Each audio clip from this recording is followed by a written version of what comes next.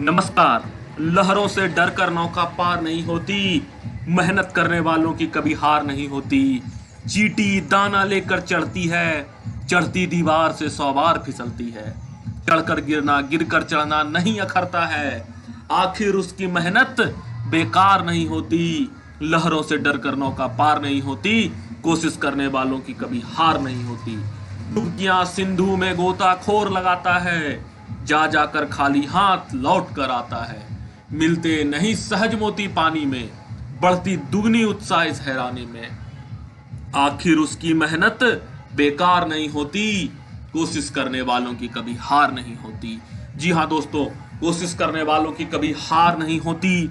और आज से हम फिर से लगातार साइंस के सवालों को डिस्कस करेंगे और आपकी कोशिश आपको कभी हारने नहीं देगी।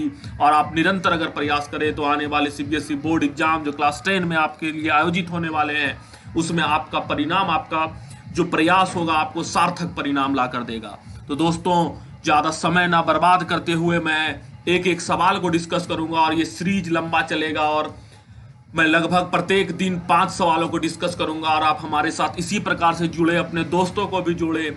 और आपको सवाल स्क्रीन पर दिया जाएगा और अगर आपको उसका जवाब आता हो तो आप वीडियो को पॉज करके कॉपी में उसका जवाब ले लें, लिख लें और उसके बाद फिर से आप हमारे जवाब से मिलाएं, तो आपको इसका ज्यादा लाभ होगा। ठीक है, तो सबसे पहले पहला सवाल आपकी स्क्रीन पर है। Bile juice does not have any digestive enzyme. Bile juice के पास कोई डाइजेस्टिव इंजाइम नहीं होता है, but still play significant role in the process of digestion. लेकिन फिर भी डाइजेशन के प्रोसेस में वो महत्वपूर्ण रोल निभाता है। Justify this statement. इस स्टेटमेंट को आप जस्टिफाई कीजिए। ठीक है, अगर आपको इसका जवाब आता है तो आप वीडियो को पॉज कीजिए और आप इसका जवाब लिखिए। अगर आपको इसका जवाब नहीं आता है तो आप वीडियो को आगे देखिए। ठीक है, अच्छा, तो बाइल जूस जो होता है, ठीक है, bile juice make acidic food coming from the stomach alkaline. देखिए, हमारे पेट में जो फूड पहुंचता है, ठीक है, स्टोमच में जो फूड पहुंचता है, वो सबसे पहले तो हो जाता है, उसको एसिडिक बनाना पड़ता है। मेक एसिडिक फूड, जो कि देखिए, जो एसिडिक फूड हमारा पेट में आया वो एसिडिक कैसे हुआ? क्योंकि उसके ऊपर HCl गिराया गया। तो बाइल जूस उसको क्या करता है? अल्कलाइन कर देता है, उसको अल्कलाइन बना देता है। अल्कलाइन मतलब बेस बना देता है। बाइल जूस का एक काम और होता है। बाइल जूस का एक काम और क्या होता है? बाइल जूस का एक काम आपको देखिए यहां मिल जाएगा। बाइल जूस जो होता है, ये आपको लार्ज ग्लोब्यूल जो होता है फैट का, उसको क्या करता है? ब्रेक डाउन करके छोटा छोटा ग्लोब्यूल में तोड़ देता है, जिससे कि एंजाइम जो होता है उस पर बेहतर तरीका से एक्शन कर पाता है। ठीक है, तो ये पहला सवाल का जवाब था।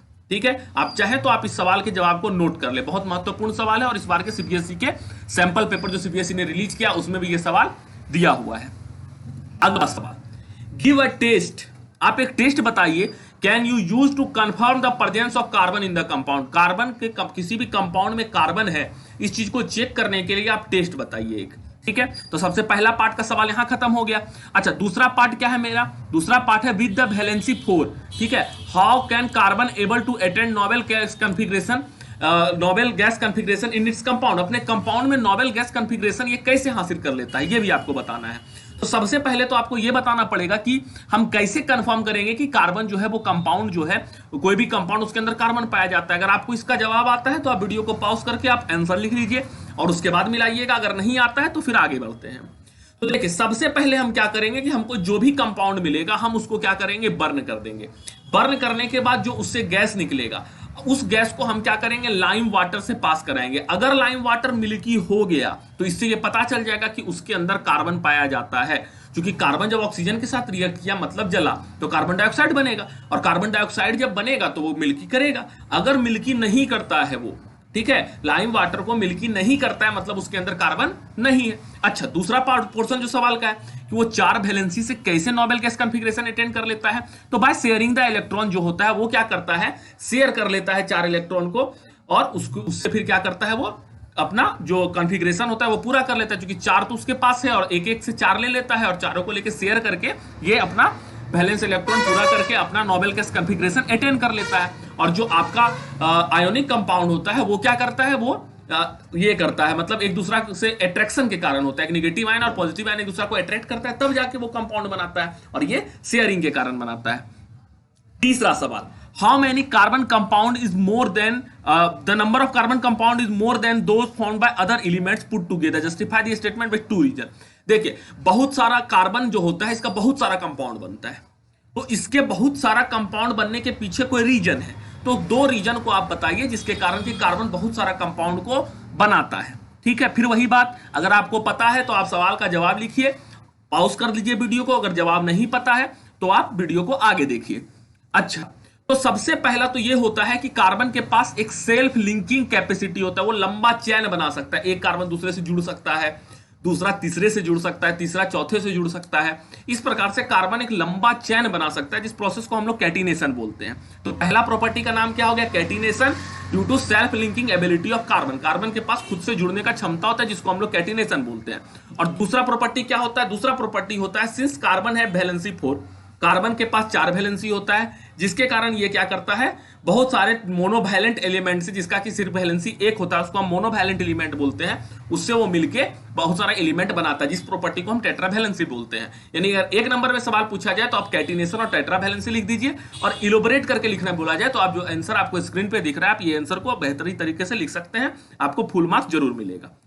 अगला सवाल, silver chloride is kept in open turn grey. ठीक है, सिल्वर क्लोराइड को अगर हम कैप्ट खोल के छोड़ देते हैं हवा में, ठीक है, तो वो क्या हो जाता है, वो ग्रे कलर में चेंज हो जाता है। बैलेंस केमिकल रिएक्शन आप इसका लिखने आपको बताया जा रहा है। ठीक है, यहां पर आपको एक बात हम फिर से बता देना चाहेंगे कि आपके एनसीईआरटी के किताब में जितना भी इक्वेशन दिया हुआ है, पहला chapter chemical reaction and equation, acid metal, ये सब जो भी चैप्टर है, इसमें जो भी रिएक्शन आपको दिया गया है, वो तमाम रिएक्शन को आप एक बार बेहतर तरीके से मेमोराइज कर ले, कॉपी में नोट कर ले और बार बार रिवाइज करें, जिससे वो रिएक्शन आपको याद हो जाएगा। ठीक है, और ये पहला चैप्टर का रिएक्शन है, ये जो आपका डिकम्पोजिशन रिएक्शन वाला है, उसी का एक एग्जांपल में आपको ये रिएक्शन मिलता है। ठीक है, तो डिकम्पोजिशन रिएक्शन सनलाइट से AgCl है, इसको ये सॉलिड फॉर्म में है, इसको सनलाइट में डाले तो Ag सॉलिड और Cl गैस में ये टूट गया। अच्छा, नीचे में एक चीज और आपको दिया गया है, no deduction for any mentioning the state of reactant and product. मतलब कि जो ये सॉलिड है, ये सॉलिड है, और ये जो गैस है जो हमने ब्रैकेट में लिखा है, जो ब्रैकेट में लिखा हुआ है, अगर आप ये नहीं भी लिखेंगे, सिर्फ 2AgCl लिखेंगे, सनलाइट देंगे, एरो देंगे और 2Ag, ये बगल में जो S लिखा हुआ ये नहीं लिखेंगे, ये G नहीं लिखेंगे और ये S नहीं लिखेंगे, तो इसके लिए आपका कोई भी मार्क्स नहीं काटा जाएगा। ठीक है, तो इस बात को आपको ध्यान में रखना है, और इसके लिए बहुत ज्यादा जब आप याद कीजिए इक्वेशन, तो उसमें जो ये S और ये जो C लिखा हुआ है, जो स्टेट बताता है कि सॉलिड है कि गैस है कि लिक्विड है कि एक्वस है, क्या है, वो आपको नहीं याद करना है, क्योंकि उसके लिए मार्क्स आपके नहीं काटे जाते हैं। ठीक है, तो इस बात को आपको ध्यान में रखना है। ठीक है, अगला सवाल, why do ionic compound do not conduct electricity in solid state but conduct electricity in molten state in aqueous solution? Solid state में आयोनिक कंपाउंड इलेक्ट्रिसिटी को कंडक्ट नहीं करता है, नमक में कंडक्ट इलेक्ट्रिसिटी नहीं करता है, लेकिन जब आप इसी नमक को पानी में डाल दीजिएगा तो फिर वही पानी से इलेक्ट्रिसिटी कंडक्ट करने लगता है वो नमक। इसके पीछे का रीजन क्या है? फिर वही बात है, अगर आपको आता है तो आप पॉज करके आंसर लिखिए और उसके बाद मिला लीजिए, और अगर नहीं आता है तो आप देखिए वीडियो को आगे। क्या रीजन है? आंसर इसका होगा कि ionic compound do not conduct electricity. Ionic compound electricity को कंडक्ट नहीं करता है in solid state due to absence of ions. ठीक है, क्योंकि उसमें आयंस नहीं होता है, लेकिन जब यही इलेक्ट्रिसिटी को जब हम एक्वस स्टेट में डालते हैं तो वो आयंस में टूट जाता है। उदाहरण के तौर पर NaCl है। ठीक है, उदाहरण के तौर पर NaCl है, अगर हम इस NaCl को पानी में डालें तो Na प्लस और Cl माइनस में टूटेगा। ठीक है, Na प्लस और Cl माइनस में टूटेगा, तो ये जो आयंस में टूट गया, तो ये आयंस में टूटने के कारण ये क्या करेगा, इलेक्ट्रिसिटी कंडक्ट करेगा, पॉजिटिव वाला निगेटिव की तरफ, इलेक्ट्रोड की तरफ भागेगा, निगेटिव वाला पॉजिटिव की तरफ भागेगा, और इस कारण क्या होगा, उसके अंदर इलेक्ट्रिसिटी ट्रेवल करने लगेगा आयंस के मीडियम से, क्योंकि जो मेटल होता है उसमें इलेक्ट्रिसिटी इलेक्ट्रॉन कैरी करता है, और जो लिक्विड होता है उसके अंदर इलेक्ट्रिसिटी आयंस कैरी करता है। ठीक है, तो आज हम 5 सवाल आपके सामने रखे, आप उम्मीद करते हैं 5 सवाल आपका प्रिपेयर हो गया होगा। अगर उसके बावजूद आपको किसी सवाल में किसी प्रकार का समस्या है तो आप कमेंट बॉक्स में बताइए, हम अगले दिन उस सवाल को विशेष तौर पर आपके लिए फिर से एक्सप्लेन कर देंगे।